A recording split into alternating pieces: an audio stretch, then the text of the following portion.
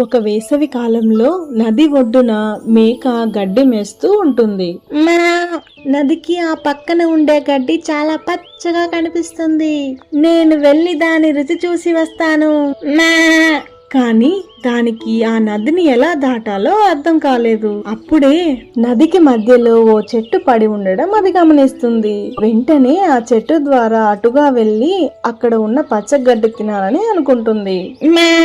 నేను ఈ నదిని దాటడానికి ఆ చెట్టును ఉపయోగించుకుంటాను. ఆ మేక నది దాటడానికి ఆ చెట్టు పైన కాలు పెట్టిన వెంటనే ఇంకో మేక నదికి అటువైపుగా నిల్చొని ఉండటం గమనిస్తుంది. నేనే ముందుగా వెళ్తాను అలా అని ఇంకో మేక చెప్పింది. లేదు, నేనే ముందు వచ్చాను, నేనే ముందుగా దాటుతాను.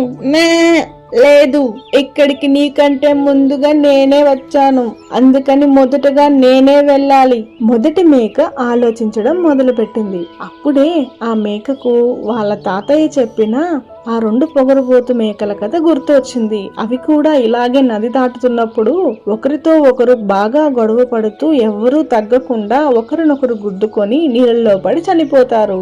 అలా పంతానికి పోకుండా సమయస్ఫూర్తితో నడుచుకోవాలి అని వాళ్ళ తాతయ్య చెప్పిన మాట గుర్తొస్తుంది.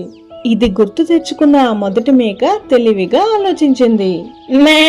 ఇది గొడవ పడటానికి మనిద్దరికి సరైన సమయం కాదు. మనిద్దరం సామరస్యంగా వెళ్ళిపోదాం. మొదట నేను కూర్చుంటాను, నువ్వు నా మీదుగా ఎగిరి వెళ్ళిపో, తర్వాత నేను వెళ్ళిపోతాను. అలా చెప్పిన మొదటి మేక నెమ్మదిగా వంతెన పైన కూర్చునింది. వెంటనే రెండవ మేక దాని మీదుగా ఎగిరి అవతల ఒడ్డుకు వెళ్ళిపోయింది. నీకు ధన్యవాదాలు మిత్రమా, నీలాంటి తెలివిగల మేకను ఇప్పటి వరకు ఎక్కడా చూడలేదు. అలా ఇద్దరు వారి వారి గమ్యాలను చేరుకున్నారు.